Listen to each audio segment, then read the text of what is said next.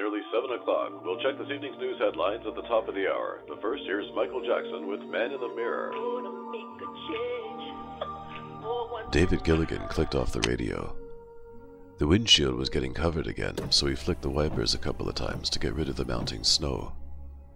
He had to keep the house in his line of sight. 1640 Cinnamon Drive, a modest 2-story family home in a nice blue-collar neighborhood. It was hardly South Fork, but he'd get a good haul from it.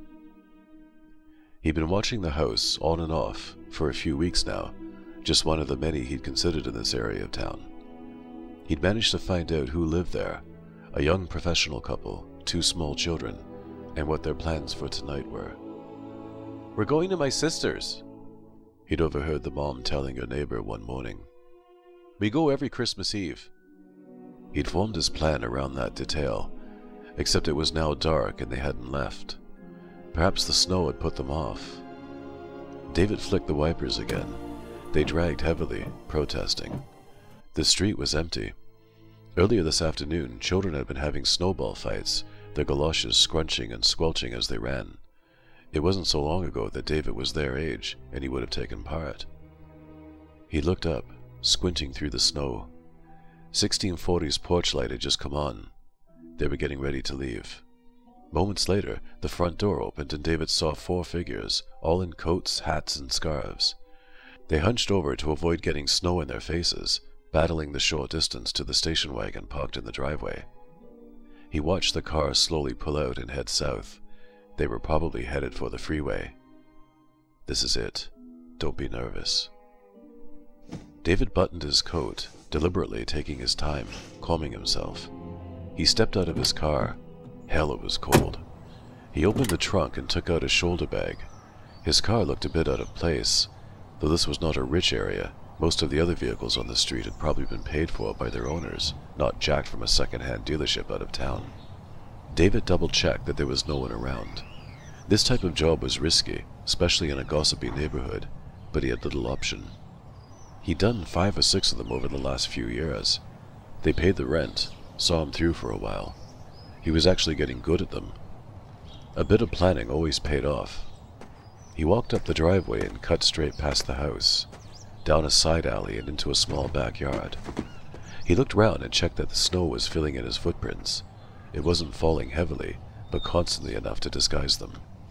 Using a short crowbar, he popped open a window. The wood frame was old and gave way easily. David took off his shoes.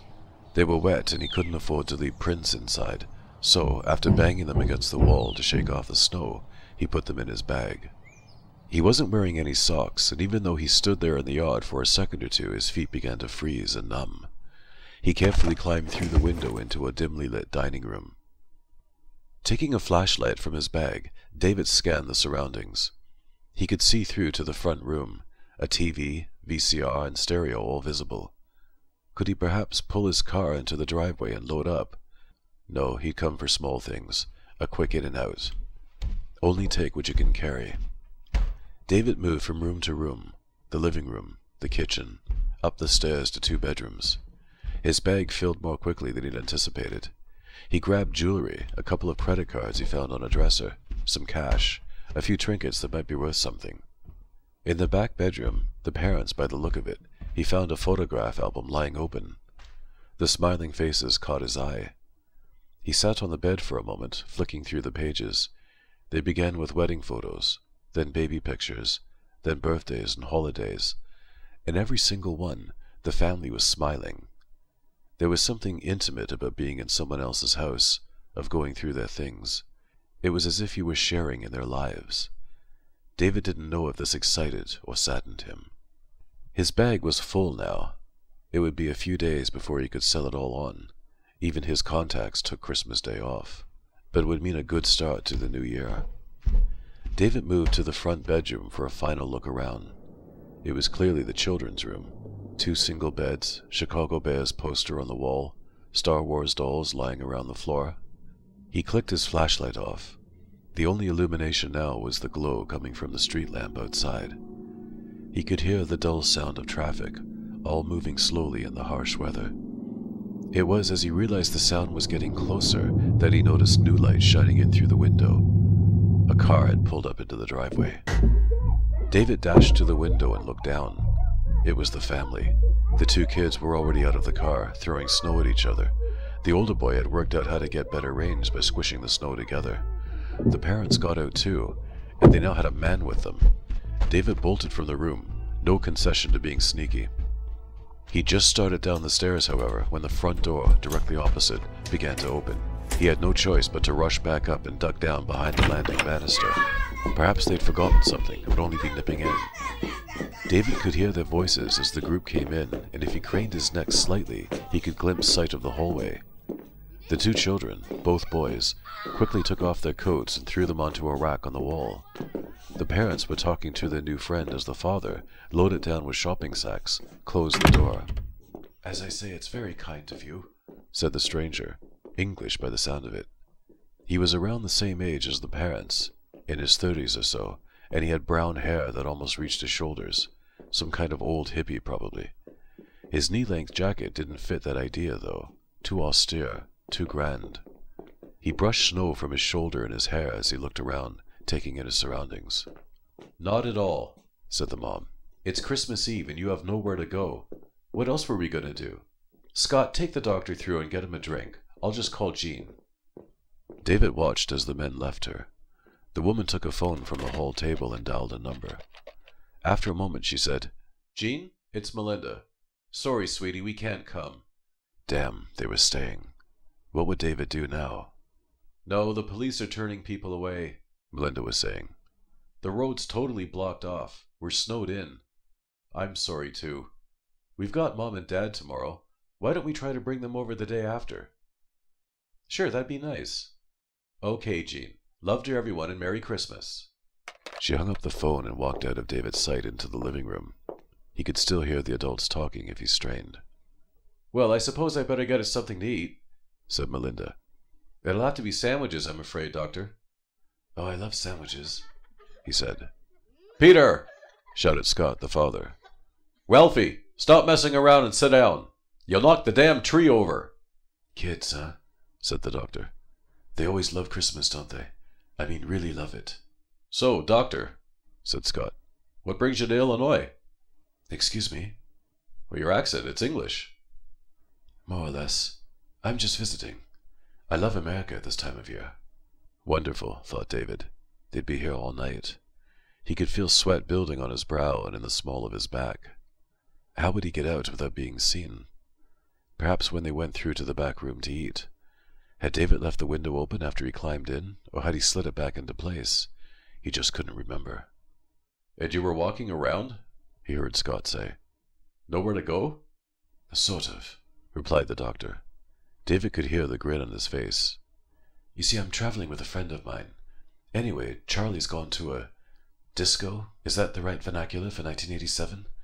I'm sorry, I can never remember." It sounded like he found it funny. "Probably the Future Club," said Melinda, approaching them. "That's the only place open tonight in the whole of Sherman, I think." "Yes, and so I had a few hours to kill, and as this is such an interesting place, I thought I'd have a look around. I was getting a bit cold, I must admit. It was very kind of you to offer me your hospitality." "You can't go walking up and down the highway on Christmas Eve, Doctor," said Melinda. "You should be with your friend." "Oh, Charlie did ask if I wanted to go to this Future Club place," he said. "But I could read the signs. I'm only asking to be polite. I'm going on my own. You know what teenagers are like. And anyway, now I've made new friends." "Right. Boys," called Melinda, "we'll be eating in a minute, so upstairs and wash your hands." Upstairs. It took David a moment to react. Upstairs, blast it. He dashed into the back bedroom. The parents. He should be safe here. If the boys were just using the bathroom, he'd be fine. He scanned round, looking for a weapon, anything he could use. Nothing. David stood just inside the room, in the shadows behind the door. He heard the two kids run up the stairs and across the landing. Then he heard water flowing into a sink. Slowly, gently, David took his shoes out from inside his bag and slipped them on his feet. If he had to make a run for it, he'd need them. The children were playing. David could hear them laughing and splashing each other. The faucet went off, and after a few seconds he heard the boys walk back along the landing, closer, past the bedroom door, to the top of the stairs. "Peter!" Melinda was shouting from downstairs. Can you grab my glasses for me? I left them on my dresser. David felt sweat on his face. He pushed as tightly as he could into the space behind the door, as long as the kid didn't switch the light on. The door was open. Peter ran in, straight to the dressing table on the opposite wall and switched the table lamp on. That was fine. It was only lighting up the other side of the room. It was also lighting up the mirror above the table. The kid saw David. He screamed.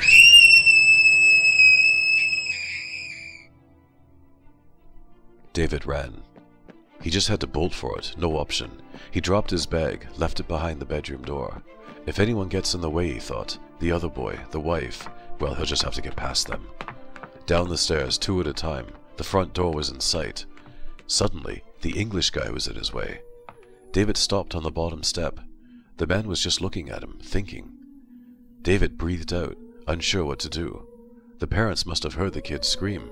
He didn't have long before they came to see what was wrong. David dodged left, but the doctor blocked him. He wasn't a big man, no more than David's size, but he was quick, agile. He could take care of himself, David could see that. He could also see that the man was weighing something up in his mind. For a moment, just a brief moment, David thought he was going to let him pass. Then the doctor smiled, stepped up onto the same stair as David and put his arm around his shoulder, hugging him like a long-lost buddy. "Ah, there you are," he said. "I wondered where you got to." The others came through, Scott, Melinda, Ralphie, all narrow-eyed in curiosity. "Now," said the doctor to David, "you're going to apologize to these nice people." David looked at the family's faces. They had as few clues as he did as to what was going on. He looked back at the doctor, who nodded at him the same way his father used to. "It's okay," said Melinda encouragingly. Said David. What else could he do? "I'm sorry." "That's better," said the doctor to the family. "You'll have to excuse my friend. He can be a bit eccentric." "Your friend?" asked Scott. "Yes, I'm sorry. This is, Charlie, my traveling companion." David stood still. What was this freak up to? "I thought he might follow us on," the doctor continued, smiling. "You don't mind if he joins us too, do you?" No, not at all," said Melinda after a moment. She and Scott both looked doubtful, but seemed happy to trust the doctor. "I'll set another place at the table." She left, shepherding Ralphie with her. "Look, I don't mean to be unseasonal," said Scott, turning to David. "but what were you doing upstairs?" David's throat had gone dry, but he managed to say, "Bathroom." "I see," said Scott. "Well, it looks like you scared my youngest into next year." David turned around. Sat at the top of the stairs was Peter, pale-faced and slightly shaking. He can't have been much more than 6. "Yeah, I'm, sorry about that," said David. "I didn't really scare you, did I?" The boy looked quickly down at his father, then stared at David. "No," he said firmly. "You scared me, you know," said David. The boy stood up. "Good," he said. "Well, what's done is done," said Scott. "Peter, get down here. Help your mother." The boy ran down the stairs and past them into the kitchen. "Come on through, Charlie," said the doctor, putting an arm around David. "We're having sandwiches in a bit." David stepped into the living room, his eyes scanning around. He was trying to remember what he had taken from here. Was anything noticeably missing? He didn't think so. Maybe he'd grabbed some spare cash lying on the mantelpiece, but who was going to spot that? The doctor sat down on the couch, Scott in what was clearly his usual armchair.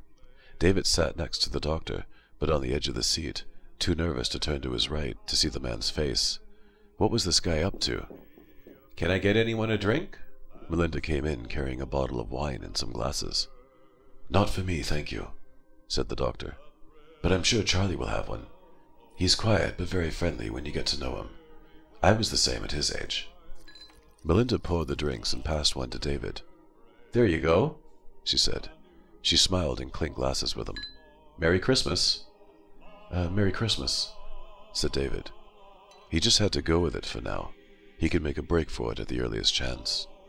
"So, Charlie," she said, perching on the arm of Scott's chair. "How was the Future Club? I haven't been there, since before we were married. It really was a disco back then, Doctor."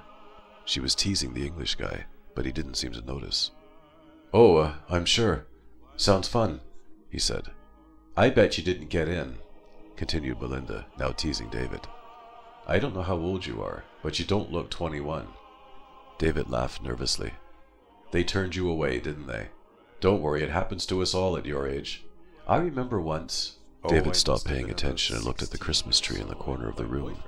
It was huge, the star on its top brushing the ceiling. He'd not spotted it before, but he could now see wrapped presents neatly arranged under the tree stand. No, in fact, he had looked earlier. He was going to grab any smaller presents he found, but they hadn't been there. The family must have taken them with them to Melinda's sisters, then put them back under the tree while David was upstairs. One of the wrapped presents was obviously a baseball bat. "Charlie," the doctor was talking to him. "It seems dinner's ready." Scott and Melinda were walking through to the back room, the two boys holding on to a leg each of their father as he pretended to fight against them. David watched through the doorway as Melinda put a big plate of sandwiches on the table. There was no one between him and the front door. "Hey." The doctor was suddenly close, whispering in his ear. "I know what you're up to. I spotted it as soon as I came in." There was something hard-edged, menacing about him. He didn't show it when the family was around, but earlier, when he'd blocked David's escape, and now they were alone, he looked serious. David's eyes dotted about. The front door, the snow outside the window, the family sitting down in the next room, the baseball bat. He wanted to run, but the doctor would follow him, cause a commotion. "Play along," he continued. "Make sure everything you took is put back without them noticing. This is a nice family. I won't have you spoiling their Christmas." Suddenly he smiled, and all menace and threat was gone. "Enjoy your evening, and then we'll deal with things afterwards." He didn't wait for an answer, joining the others in the dining room. His back was turned. He's testing me, thought David. All I have to do is slowly walk away. Yes, the family could ID him, but by the time they noticed things were missing, he'd be long gone. It was probably time he left Sherman anyway. But the doctor, he was a problem. He knew what was going on. He'd come looking for David. Perhaps dealing with things afterwards wasn't such a bad idea. David watched the family and the doctor fight over sandwiches, laugh, tell jokes. Despite himself, he wanted to be part of it, to have for himself some of the life they were enjoying. That was what he'd been trying to steal from them, and yet they were happy to share. David followed the doctor through to the back room and sat down at the table.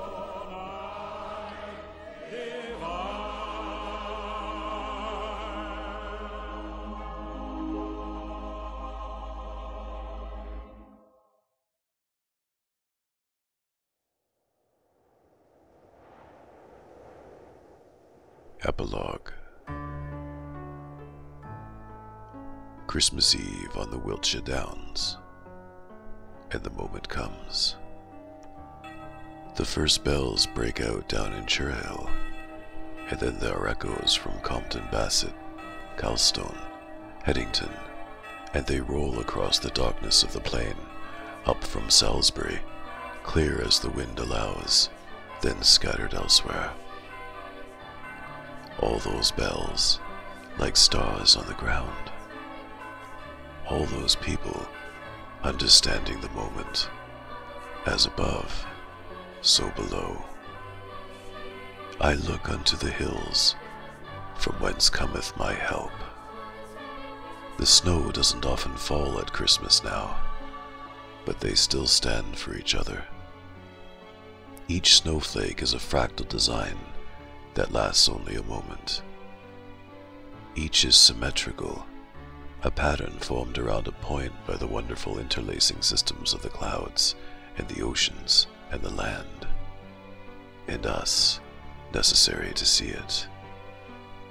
Each snowflake is unique.